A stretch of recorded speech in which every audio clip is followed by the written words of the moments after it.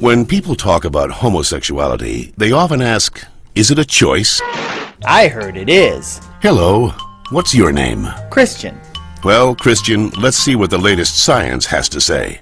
Oh, that. To help us, here are two gay people, George and Martha. Before we can answer, is it a choice, we must first determine what it means to be gay. How do you know you're a homosexual? The same way you know that you're straight.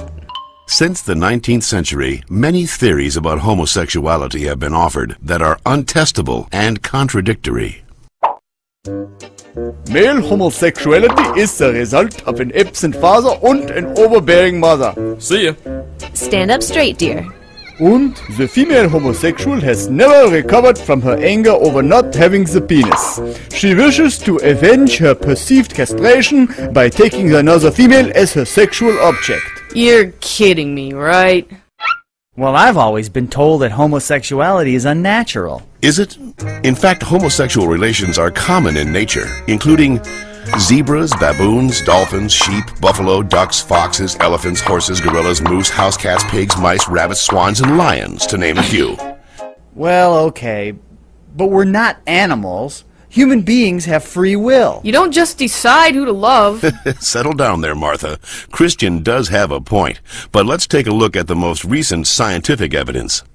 As they study sexual orientation, scientists are currently looking at three main areas: genes, hormones, and birth order.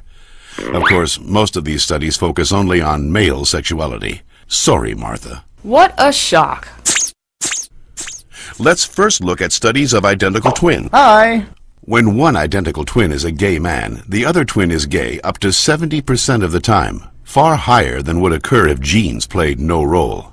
In fact, these studies show that genes play a greater role in determining sexual orientation than they do in whether or not you're right or left-handed. And we don't punish the left-handed.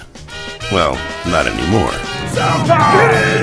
Let's get it! Scientists have recently noticed a striking statistical phenomenon. Studies show that having older brothers increases the odds of a boy being homosexual. Moms always baby the youngest, making them gay. No, that's not it. When a woman is pregnant with a boy, scientists are realizing that her female body often sees the male fetus as a foreign object and begins to produce antibodies against it. The more boys a woman has, the more adept her body becomes at feminizing the fetus, which may explain why with every successive boy, the odds that he will be gay go up significantly. All right, maybe you all accept it, but what about those people who started out gay and say they became straight by discovering God? What about ex-gay ministries? Even so-called ex-gay ministries don't claim to change a person's inner sexual desires, just his or her sexual conduct. We're still gay. If these places really work, why don't they all use the same technique? Why does each ministry experiment its own way? Well... And why have so many members and leaders recanted earlier claims that they were changed?